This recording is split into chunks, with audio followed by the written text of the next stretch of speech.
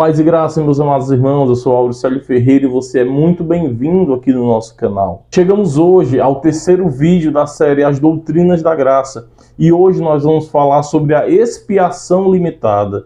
Este que é, sem dúvida, dos 5 pontos das doutrinas da graça, o mais polêmico. Sim, irmãos, este tema vem gerando debate por vários e vários séculos no meio dos teólogos. E para começar, irmãos, eu estou aqui com a minha Bíblia aberta no livro de Mateus, capítulo de número 26, nos versos de número 27 e 28, está escrito assim: E tomando o cálice e dando graças, deu-lhe dizendo, bebei dele todos, porque isto é o meu sangue, o sangue do Novo Testamento, que é derramado por muitos para a remissão de pecados. Irmãos, vamos começar entendendo o que é que significa expiação. Expiação é purificação de crimes ou faltas cometidas, meio usado para expiar penitência, castigo, cumprimento de pena, sofrimento compensatório de culpa. Falar sobre expiação significa que Cristo levou sobre si o pecado da humanidade. Expiação significa que Cristo carregou sobre si, levou sobre si a culpa do homem. Então, irmãos, a grande questão é se o sacrifício de Cristo foi por todos ou foi por muitos. Se Cristo teria morrido por todo e qualquer ser humano nesta terra ou não, somente pelos eleitos. Esta é a grande questão. A doutrina da expiação limitada, ela diz que Cristo morreu somente por muitos e não por todos. A expiação limitada ensina que Cristo morreu somente pelos eleitos, pelos escolhidos. Do contrário a isso, irmãos, nós temos a doutrina da expiação ilimitada, que prega que Cristo morreu por todo e qualquer ser humano que passou nesta terra. Eis aí o motivo da polêmica. Sim, irmãos, alguns, para defender a doutrina da expiação limitada, vão usar versículos como esse que nós lemos, de Mateus capítulo de número 26, versos 26 e 27, que diz que Cristo derramou o seu sangue por muitos. Ele fala assim, e tomando o cálice, dando graças, deu-lhe dizendo, bebei dele todos, porque isso é o sangue na nova aliança, ou o sangue do Novo Testamento, que é derramado por muitos para a remissão de pecados. Alguns vão dizer, olha, tá vendo? Cristo derramou o sangue dele, não foi por todos, foi por muitos, ou seja, foi um grupo seleto, foi somente os eleitos. Outros irmãos, para defender que Cristo morreu pelo mundo inteiro, sem exceção, vão usar versículos como, por exemplo, 1 João, capítulo de número 2, verso 2, que diz, e ele é a propiciação pelos nossos pecados, e não somente dos nossos próprios, mas ainda pelo mundo inteiro. Mas eu quero dizer para você, meu irmão, que esse tipo de debate só faz parecer que a Bíblia tem contradições. E nós sabemos que a Bíblia não contém contradições. Para um debate mais sadio, o que nós precisamos saber é conciliar esses dois tipos de versículos. E é isso que eu vou procurar fazer nesse vídeo. Mas, irmãos, neste ponto do vídeo, eu quero sair um pouco do debate para falar um pouco sobre o universalismo. Vai parecer estranho para você eu tão repentinamente mudar assim de assunto, mas eu prometo para você, irmãos, que ao final desse vídeo você vai compreender por que é que eu saí do assunto. Você vai conseguir entender qual das duas linhas de pensamento é mais coerente, biblicamente falando. Primeiro, irmãos, universalismo é a linha de pensamento que diz que todo e qualquer ser humano será salvo. É o pensamento que prega que Deus salvará todo e qualquer ser humano que já passou, que passa e que ainda passará na terra.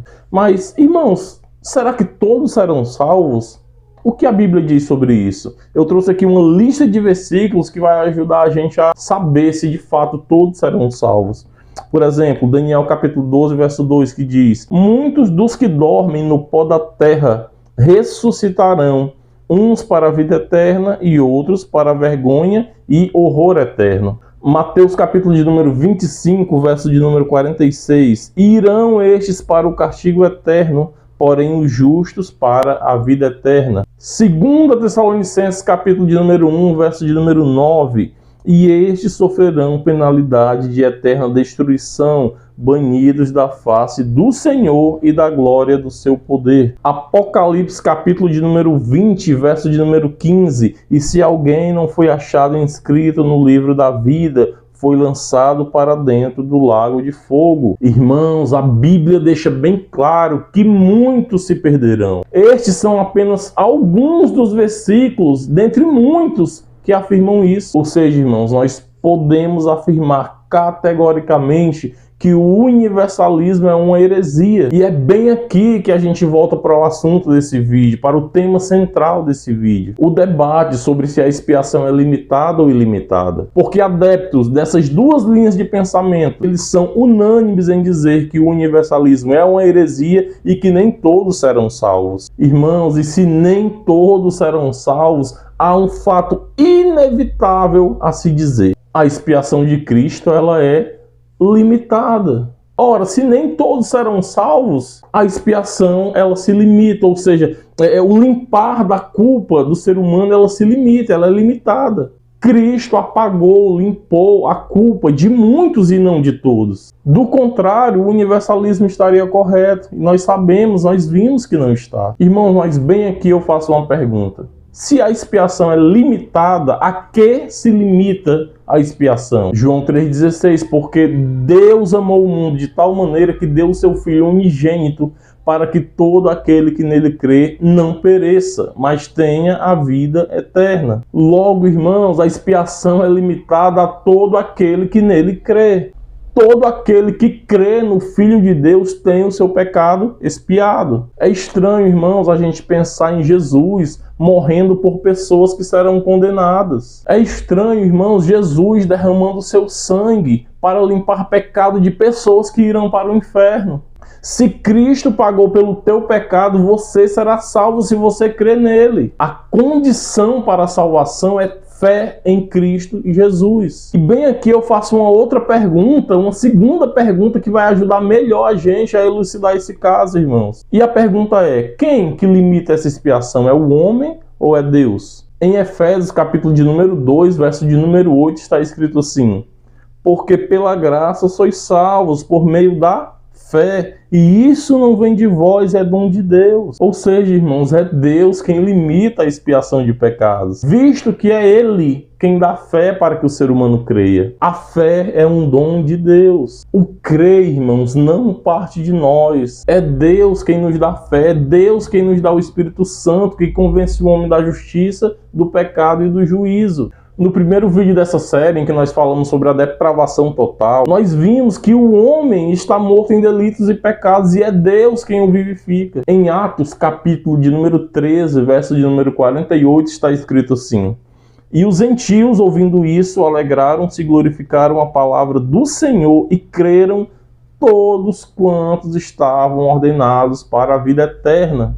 Irmãos, os que estavam ordenados para a vida eterna foram os que creram em Jesus Cristo. Ou seja, irmãos, nós podemos afirmar categoricamente que é Deus quem limita a expiação. É Deus quem dá fé aos seus escolhidos. Como nós já vimos no texto de Mateus capítulo 26, que o sangue de Cristo foi derramado em favor de muitos e não de todos. Deus colocou sobre Cristo os pecados apenas daquele a quem ele elegeu para a salvação. Mas eu sei o que é que você deve estar pensando, irmãos, porque ficou uma ponta solta. Eu ainda preciso explicar os versículos que eu citei aqui, como João capítulo 3,16, que diz que Deus amou o mundo, e como também 1 João capítulo 2, verso 2, que diz que Cristo expiou os pecados não só de nós, mas também do mundo inteiro. Irmãos, dizer que Cristo pagou pelos pecados do mundo inteiro significa dizer que Cristo pagou pelos pecados não só dos de Israel, mas por toda e qualquer nação da terra.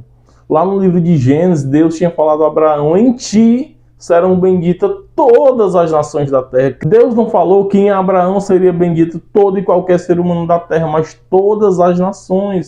Ele falou todas as nações em comparação a Israel. No livro de Apocalipse, capítulo de número 5, verso de número 9, está escrito assim: e cantavam um novo cântico, dizendo: digno és de tomar o livro e de abrir os seus selos, porque foste morto, e com o teu sangue compraste para Deus homens de toda tribo, língua, povo e nação. O texto não diz que Cristo comprou todos os homens, mas comprou homens de todos os povos, tribos, línguas e nações. E estes a quem Cristo comprou, obviamente serão salvos, meu irmão. Lá em João capítulo 10, Cristo fala que ele tem as suas ovelhas. E ele diz que as suas ovelhas ouvem a sua voz e o seguem. Cristo, quando ele salva, irmãos, Cristo ele não escolhe qual nação você é, qual é a sua cor, qual é a sua etnia, qual é a sua classe social. Cristo salvou todos nesse sentido, sem distinção e não sem exceção. Em 1 João, capítulo 2, verso 2, que foi o texto que eu li, que diz que Cristo pagou os pecados não só de nós, mas do mundo todo. Se você ver o contexto daquela carta, você vai ver que João está falando para judeus. E ele está dizendo para os judeus, olha, Cristo pagou os pecados não só nossos, mas como do mundo inteiro. Ou seja, não só Israel, gente de todo lugar, irmãos. De brasileiros, de americanos, de italianos, de japoneses, gente de todo lugar, irmão, não somente de Israel. Se Cristo pagou pelo pecado de um ser humano, obviamente ele será salvo. E nós já vimos, à luz da palavra de Deus, que nem todos serão salvos. Irmão, espero que você tenha entendido o vídeo até aqui. Se ficou alguma dúvida, deixa aqui nos comentários. Compartilhe esse vídeo, deixa o teu like, se inscreve no canal. Muito obrigado pela sua atenção até aqui. Que Deus abençoe a cada um de vocês.